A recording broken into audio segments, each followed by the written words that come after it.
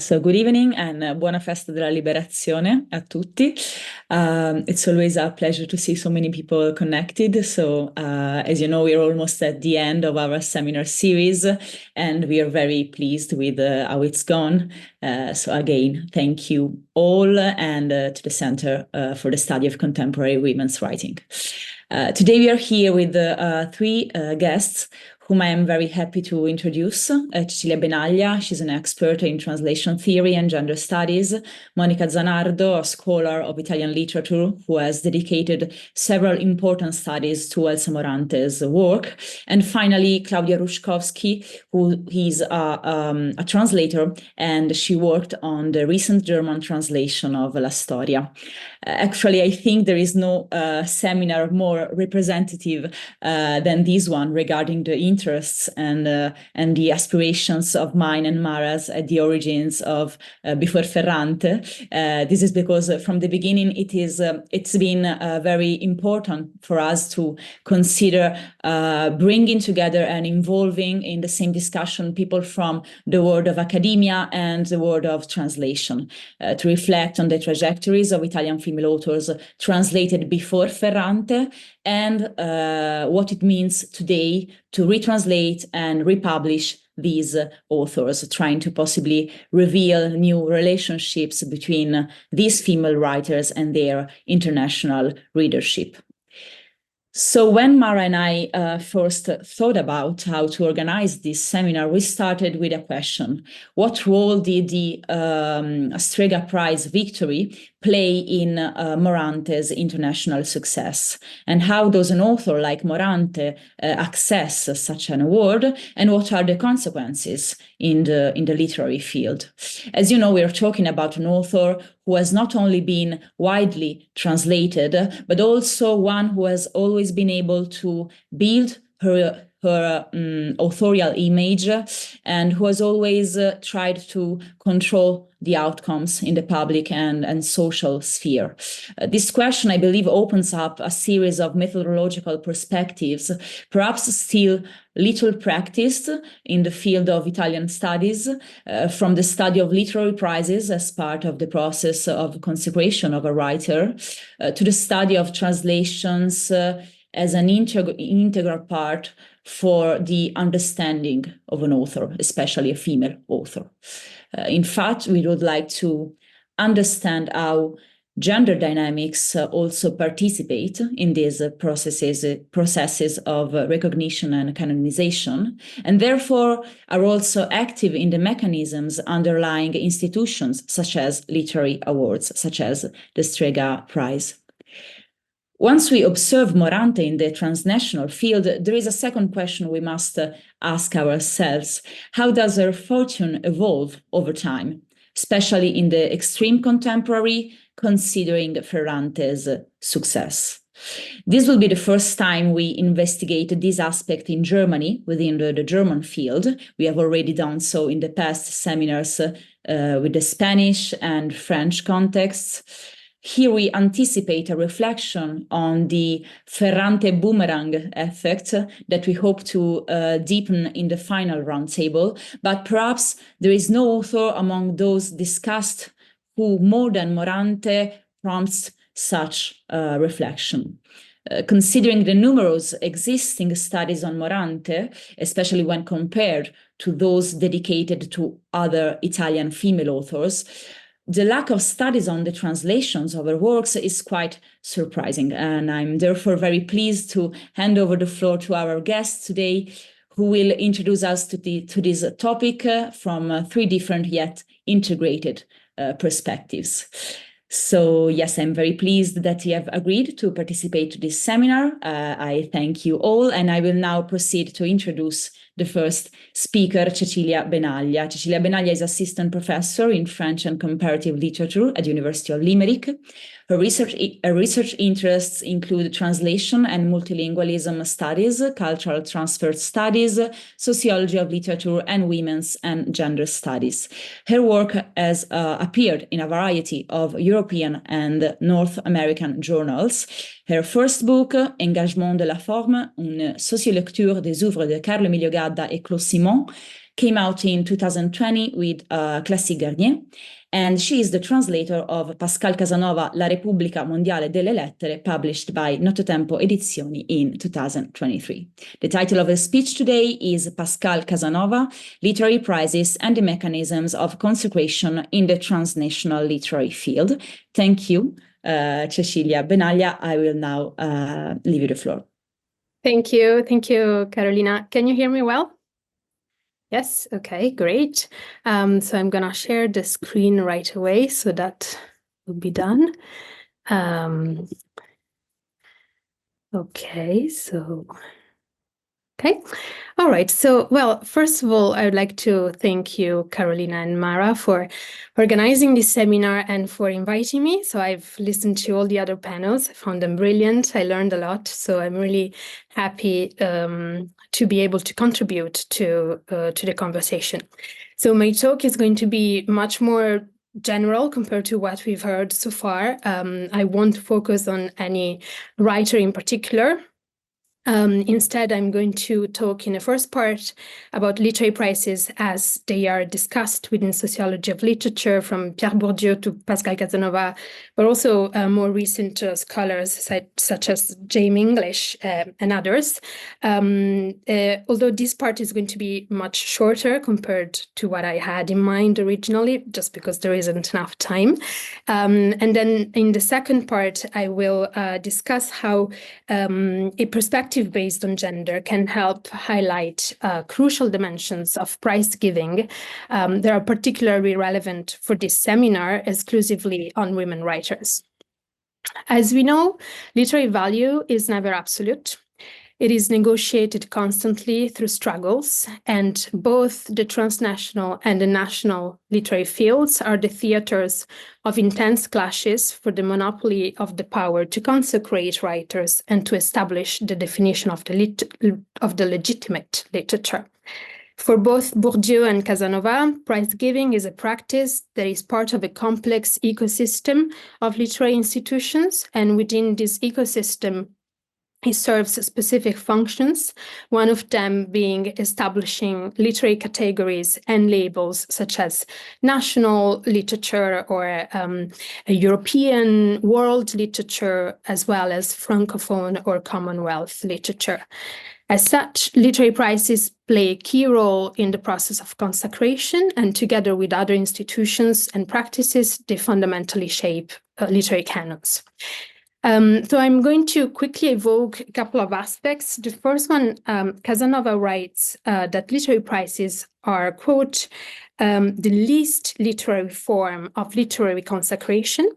They are responsible mainly for making the verdicts of the sanctioning organs of the Republic of Letters known beyond its borders. As the most apparent of the mechanisms of consecration, they represent a sort of confirmation for the benefit of the general public, end quote. So literary prizes sit at the interface of the literary field with other fields, specifically the political and the economic ones, and with the public and society at large. But this economic dimension of prizes also concerns what James English calls an economy of prestige, which translates not only in material gain for the writers, but also in social and literary status. The second point I want to recall, again from Casanova, is that, quote, the more international the prize, the more specific it is, which in Casanova's terminology, it means the more autonomous it is.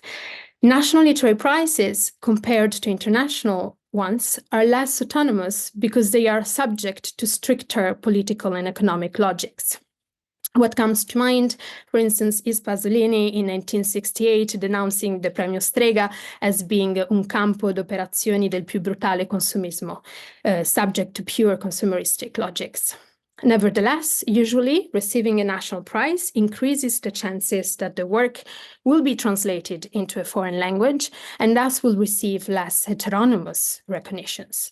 And here we arrive to the last point I want to recall, which is the role of literary prizes as a way to access the space of world literature. The works of critics such as Bourdieu, Casanova, English, Jacques Dubois, and others have powerfully challenged the alleged neutrality of literary institutions such as literary prizes, showing instead their dependency on structures of power, specifically national and economic. Less attention, however, has been devoted by these scholars to literary prizes as institutions that, as any other literary institution, exist within a patriarchal society and literary field, thus are governed by a patriarchal regime of power. Within this regime of power, gender has historically functioned as a form of delegitimization. To be a woman writer meant, and sometimes still means today, to immediately be associated to or with an inferior category of literature. The focus on national identity as being the prevalent factor to consider in the positioning and choices of writers, focus which characterizes, for instance, Casanova's work, forgets what Isabelle Boisclair reminds us, which is, I quote, that within a patriarchal system, the main identity value is the fatherland, which dominates over all the others, end quote. And thus, considering the national identity as the most important one in understanding a writer's choices doesn't allow us to critique the very structures that establish it as the most important one in the first place. So in this sense, Casanova reproduces a perception and a system of values inherent to the patriarchal logic without giving herself the possibility to put it into question. A perspective based on gender, and more in general, an intersectional one, allows us instead to consider the national identity of a writer alongside other types of identity, such as gender, sexuality, but also class, race, or ethnicity. And these are factors that cannot be ignored when we focus, as we are doing, on women writers and the mechanisms that lead or do not lead their works to consecration. I'd like to go through a few numbers or data about literary prizes, which are probably widely known, but that is always useful to remind. So the Premio Strega, obviously the one that is most of interest for this panel, which has been active since 1947, has awarded a total of 72 prizes, 61 of which went to men writers, 85%, and only 11 to women writers, 15%. This is not a trend that concerns exclusively the past, but the very present as well, as from 2010 to 2019, 9 men received the prize against 1 woman. For the Premio Campiello, we count 15 women out of 56 award winners. For the Viareggio, the ratio is 16 women writers winners against 80 men. Abroad, the situation is not much better. The Nobel Prize for Literature counts 14 women out of 111 winners. And just to give a last example, the Man Booker Prize counts only 17 women out of 50 award winners.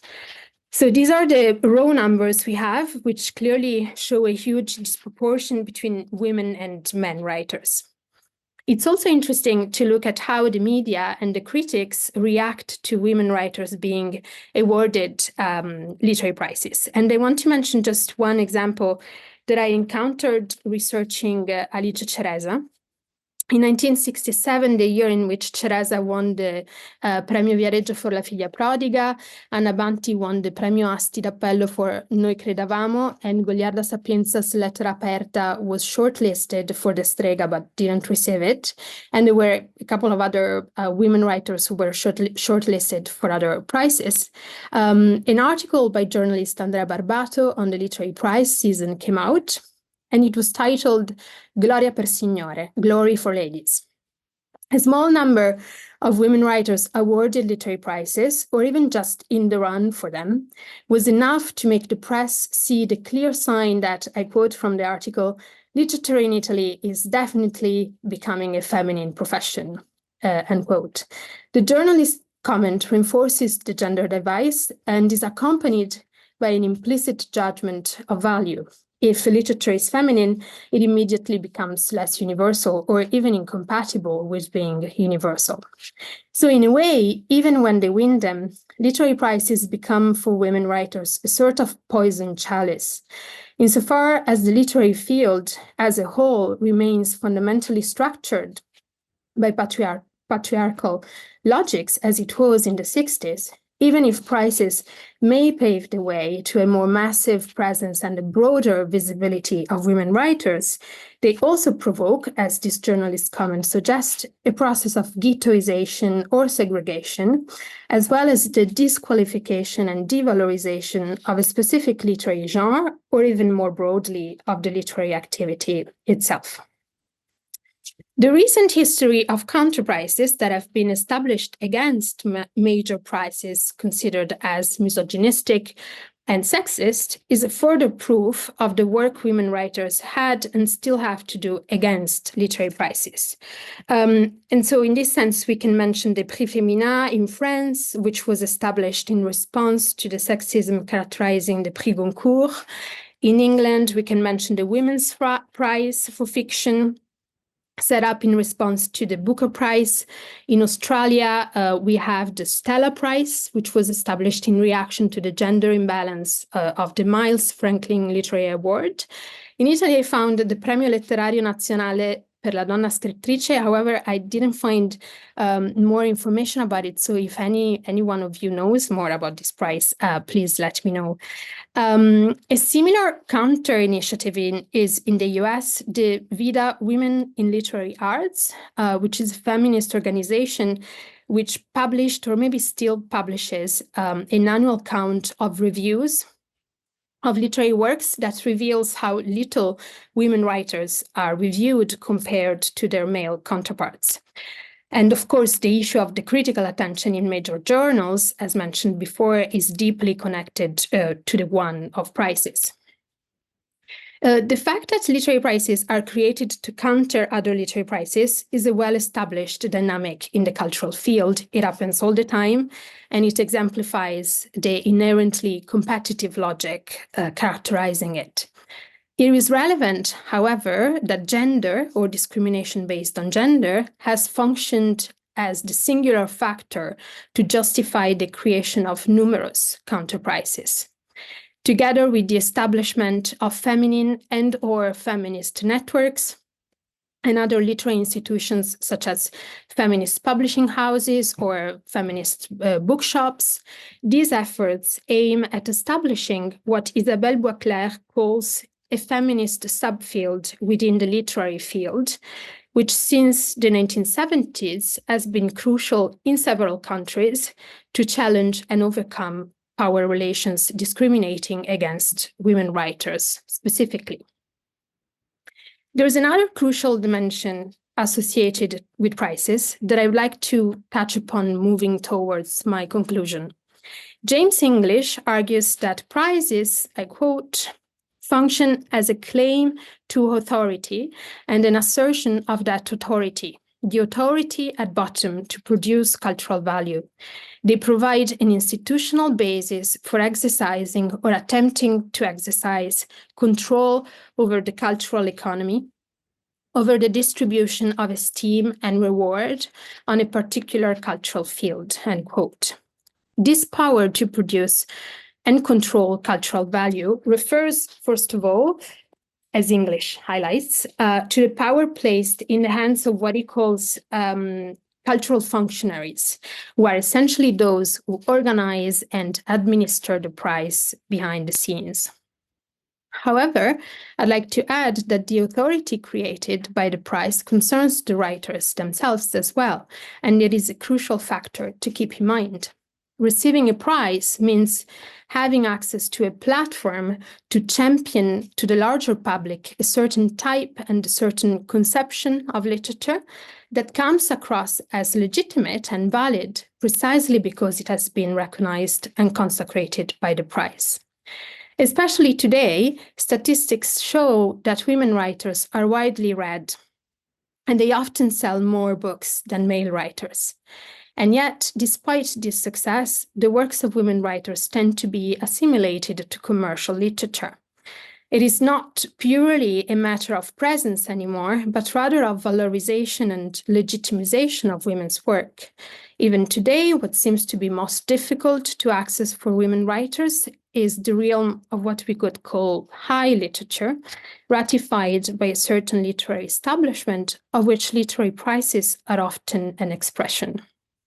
It is in this sense that women writers still have to struggle to gain the cultural authority James English talks about.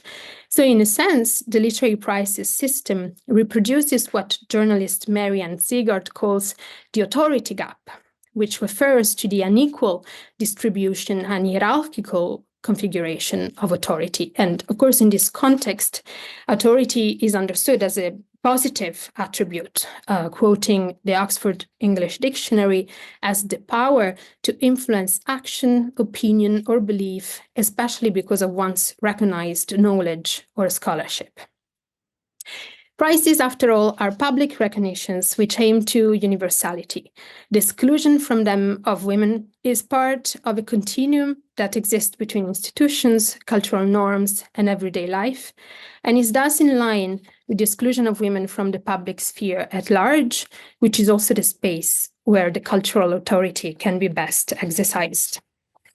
So in conclusion, we might tend to perceive literary prizes as positive forces in the literary field, functioning as bridges towards consecration, as opportunities for writers to have their work recognized and to gain an economic and social status, which is a function they certainly have, even for women. I don't want to deny it altogether. However, by adopting gender as a central category of analysis, and more broadly an intersectional perspective, because this, of course, applies also to non-white writers, trans people, writers, and etc. I mean, all other minorities. Prizes appear for what they really are, which is to say powerful tools serving the politics of exclusion and inclusion in the literary field. Literary prizes have historically played the role of gatekeepers of a male canon and male power.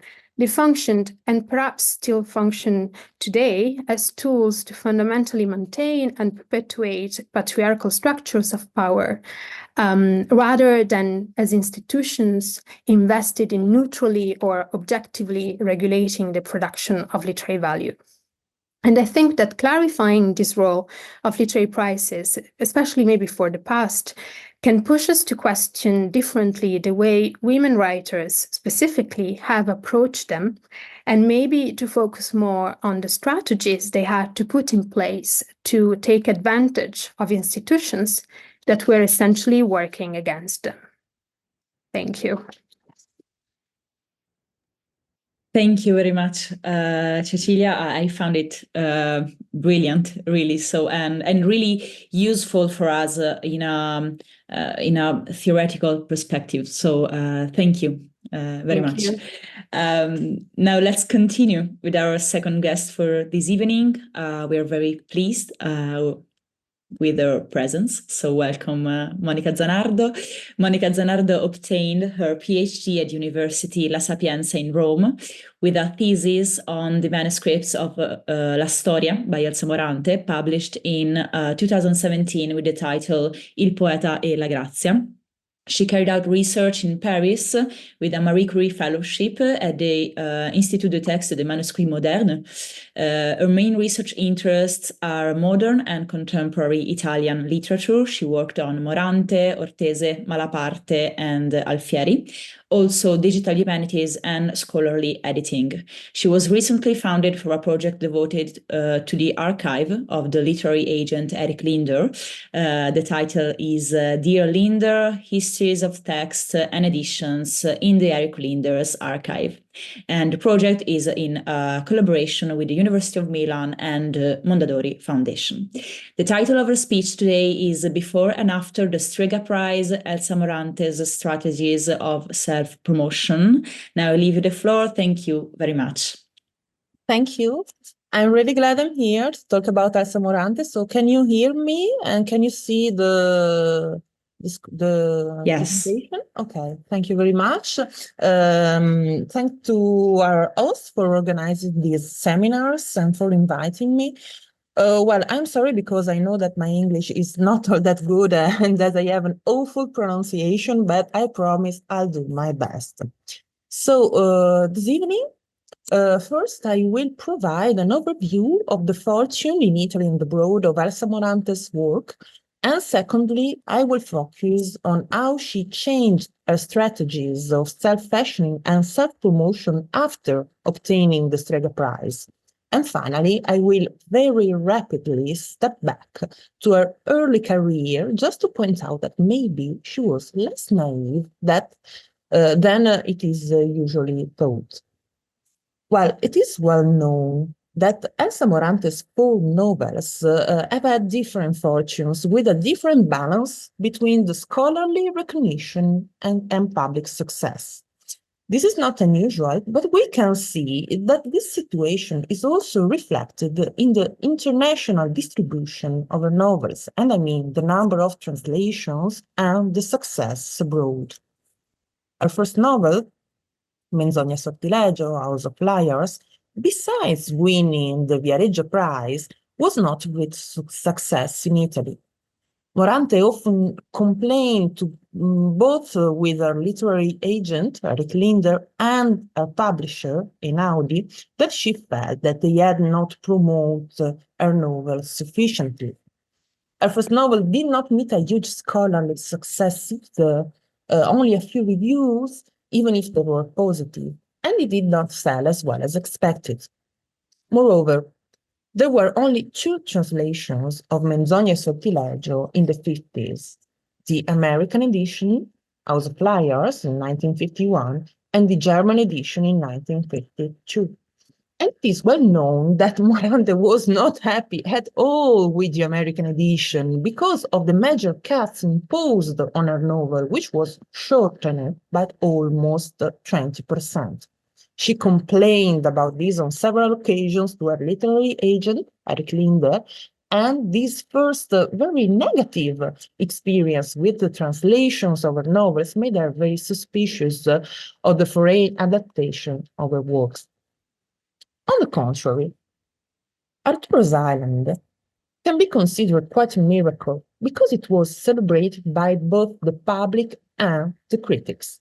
Winning the Strega Prize naturally boosted the success of Morante's second novel, which made her worldwide known, as confirmed by the number of translations of Arturo's Island. I counted 14 translations within 10 years of its publication in Italy, and others will follow.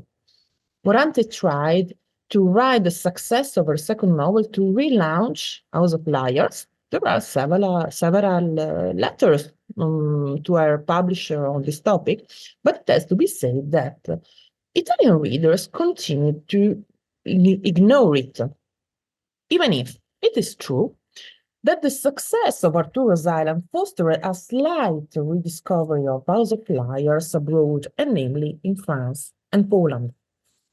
Translation in other languages will follow, but mainly after the author's death. So, when Morante published La Storia in 1974, she was very well known in Italy and abroad, and the public was waiting for a new novel from her. It is well known that La Storia was a bestseller and a literary case. Angela Borghesi published a book on this topic, which retraces the debate about Morante's book after its publication.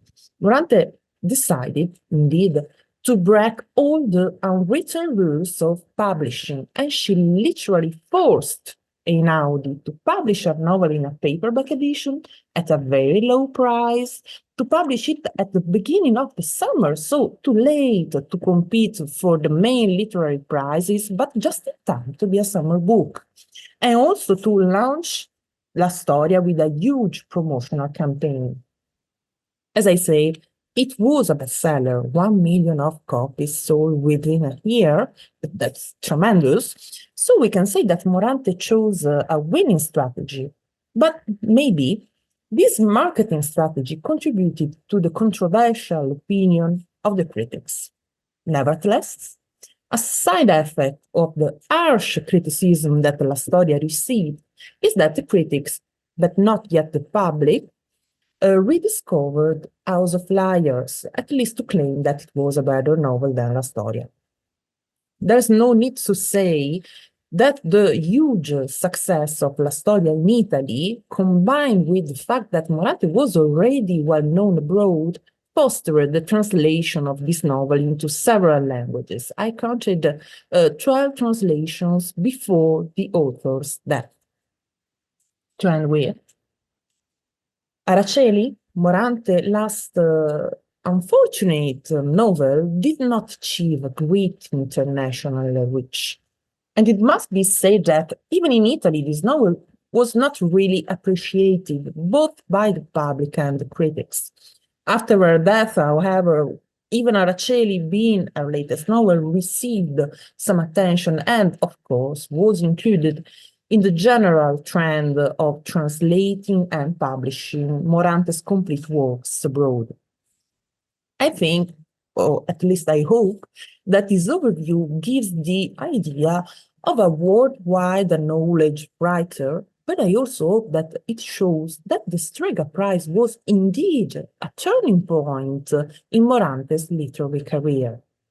Which brings us to the second point of my talk, so how the Strega Prize affected Morante's strategies of self-promotion.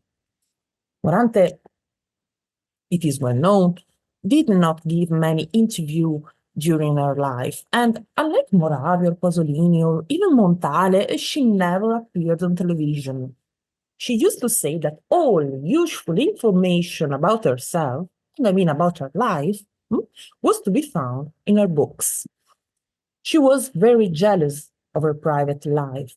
In an interview with Enzo Siciliano in 1972, she said that the private life of a writer is just rumors, it's just gossip, and gossip offends me, whoever it is about. She had a very high opinion of her role as a writer, and she didn't want to expose herself, I mean her private life. She just wanted people to read her books. After winning the Strega Prize, Morante decided to make the most of the fame it brought her, so she agreed to some more interviews.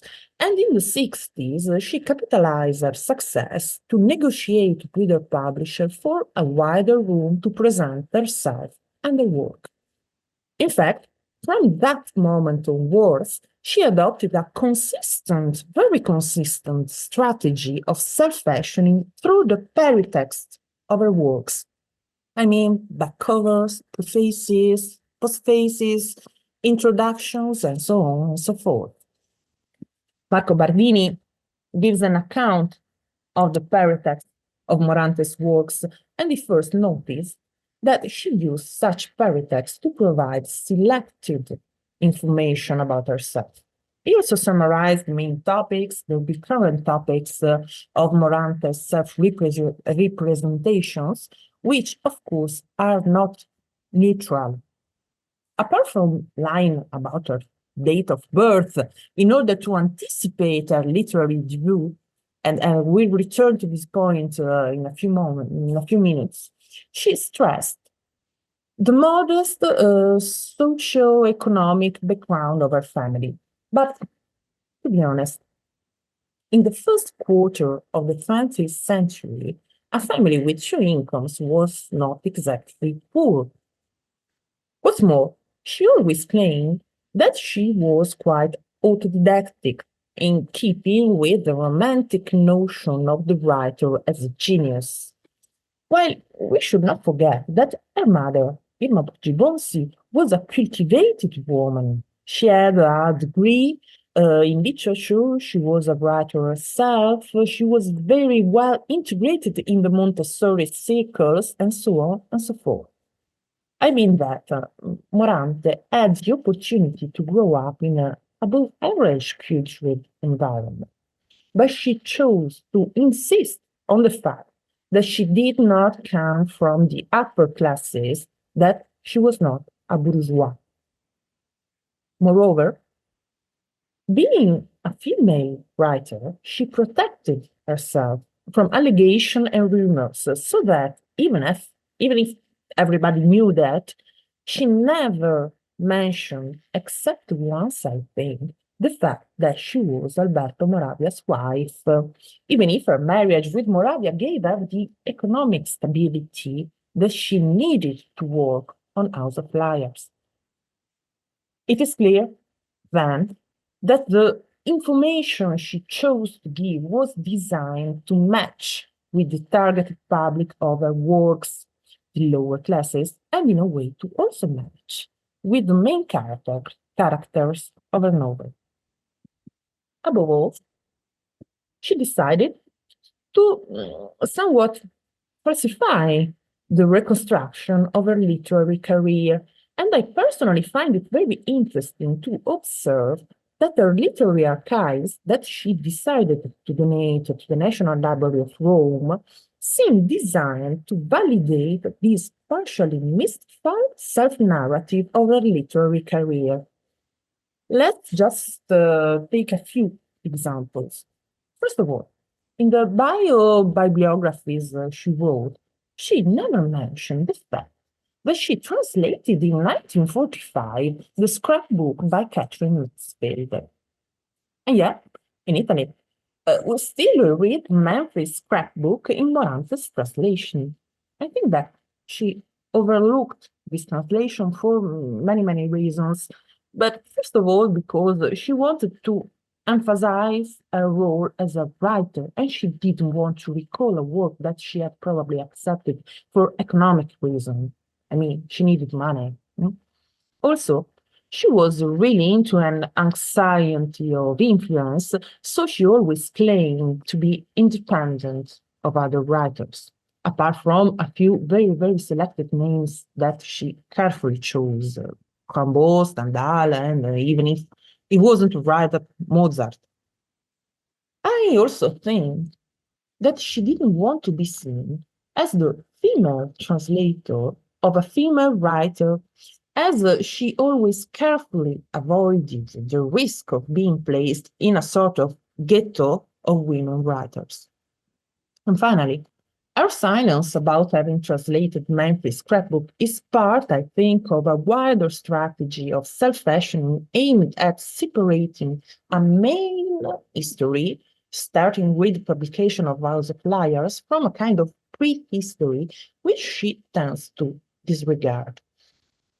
With little surprise, in her literary archives, there is no records of materials witnessing her translation of Manfred's scrapbook, and very, very little can be found about the short stories that Morante wrote and published in the 30s. Well, it's well known before her marriage with Moravia, Morante wrote and published more than 100 short stories. Okay. In keeping with a romantic conception of the writer, she also used to stress the precocity of her literary vocation, but unfortunately, there's no time to focus on these other examples, so I skipped this part of my talk because what I say is, I hope, enough to show to what extent Morante managed to control her public reception by means of a kind of orientated autobiography scattered through the paratext of her novels. And I invite you to read Barbini's monograph. He says it's better than I did this evening. But it is important to know that it was thanks to the success given by the Strega Prize that she was able to negotiate with her publishers such opportunities to talk about herself. And I really want to emphasize that it was just a matter of bargaining power, because Morante proved to be very careful about publishing strategies, even in her early career. Which brings us to the third and the last point I'd like to very, very, very quickly touch.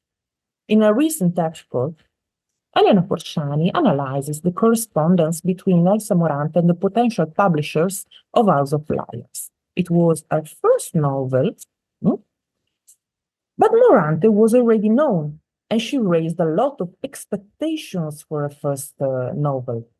Everyone in the literary establishment knew that the young and very promising wife of Moravia was about to publish a novel. She contacted the main Italian publishers, Garzanti, Bompiani, Mondadori, and Einaudi. Garzanti already published The Secret Plate, so maybe they expected Morante to continue publishing with them.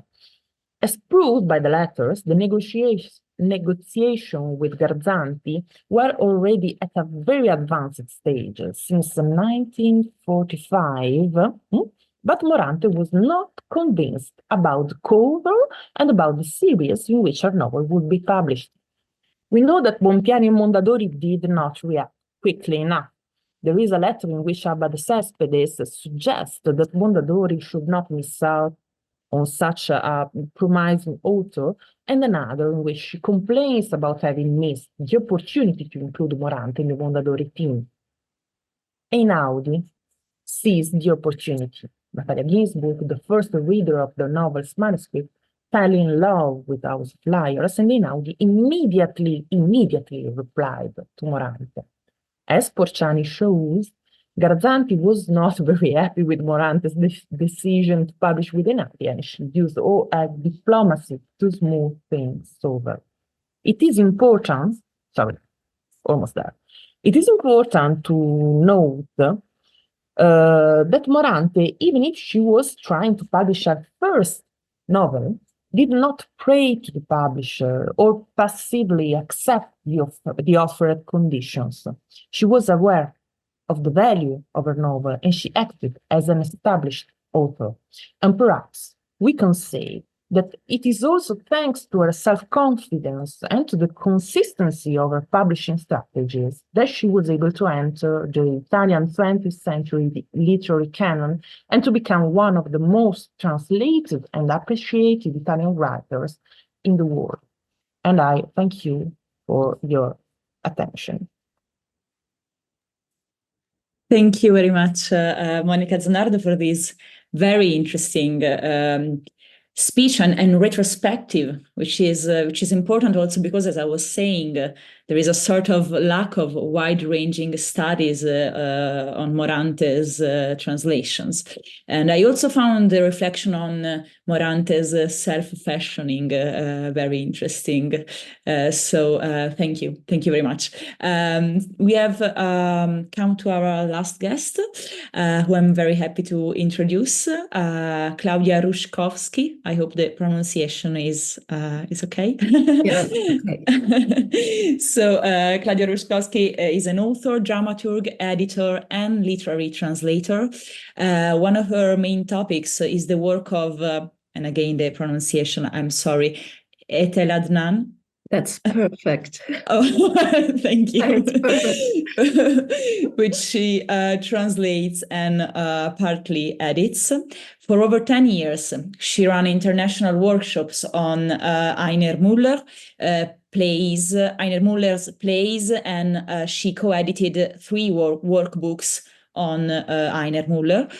Several of her radio plays on artists and thinkers has been awarded, and currently she publishes a series of works by important Italian female writers.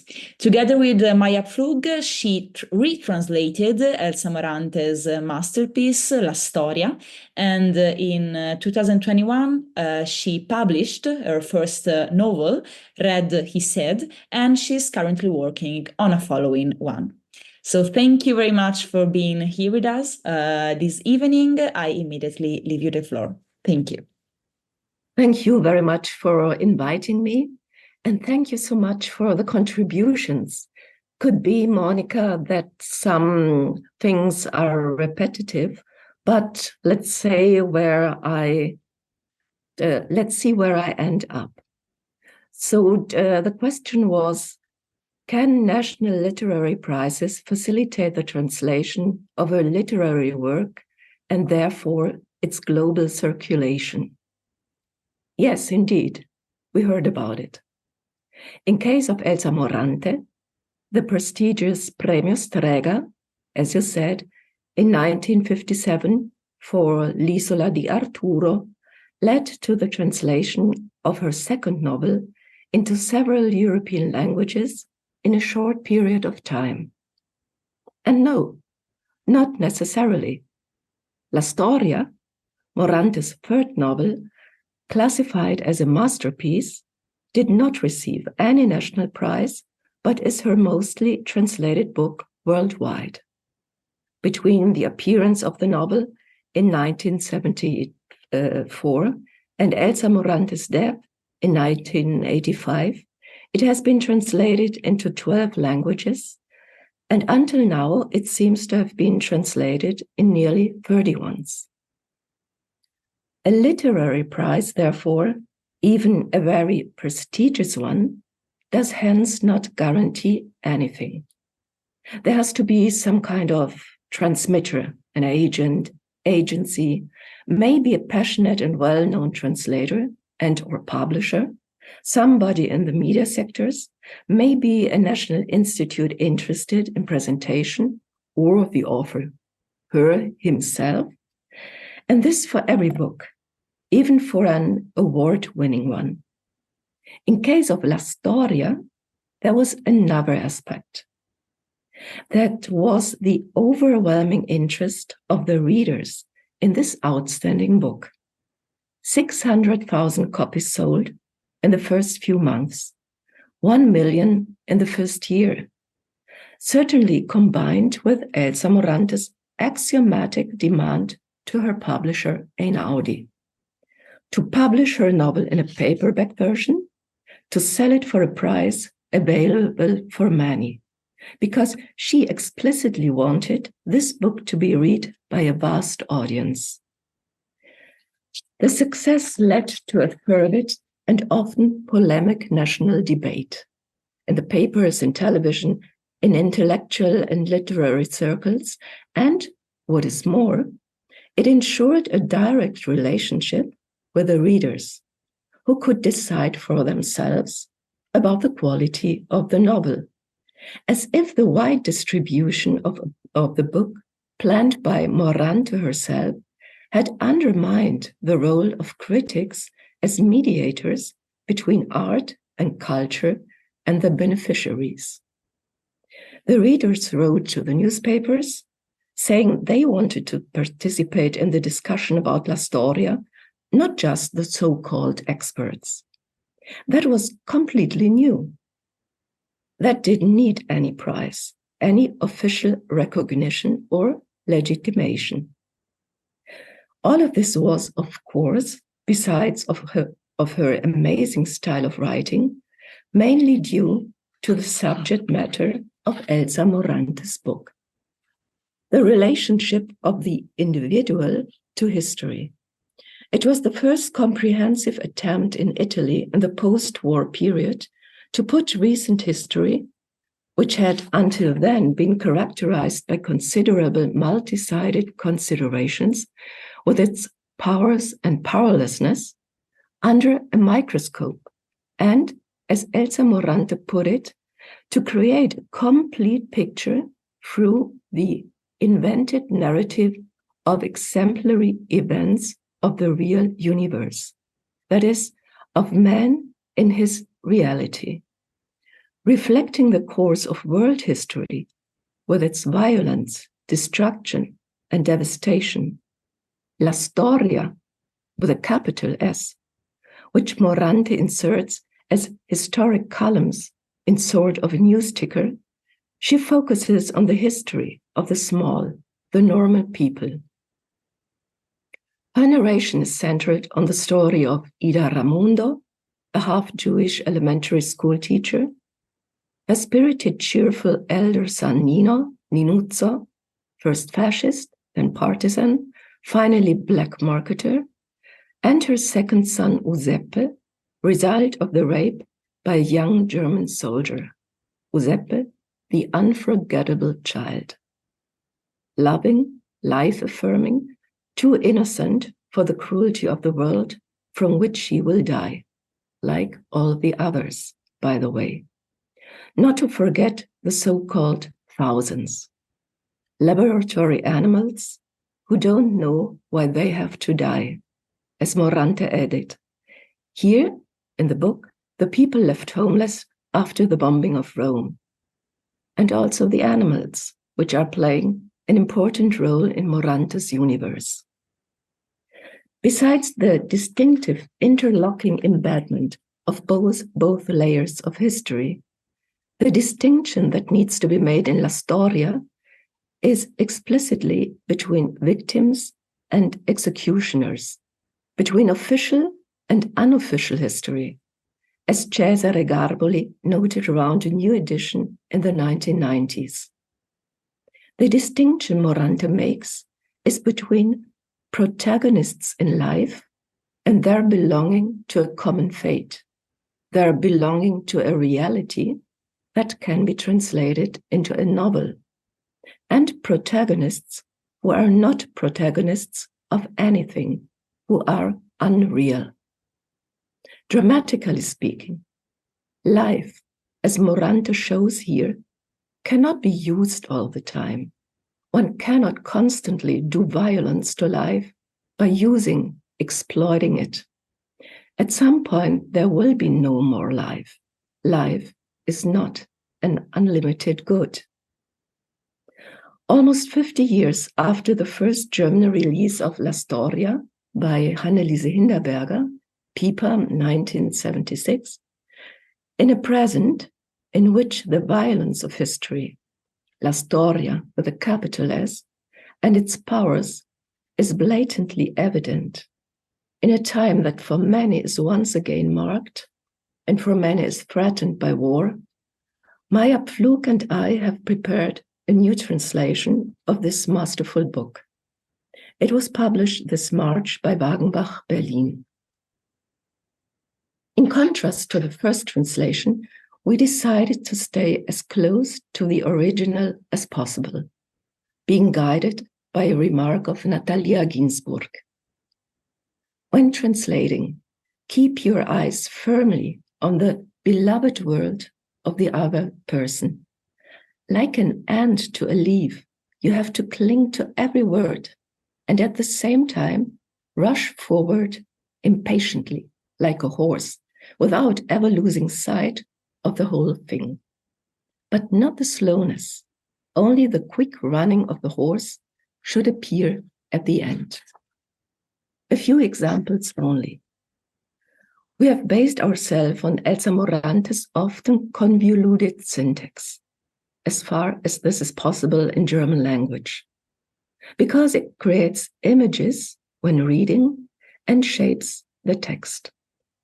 Elsa Morante explicitly wanted to use a language that is as accessible to everyone and understandable to everyone as possible.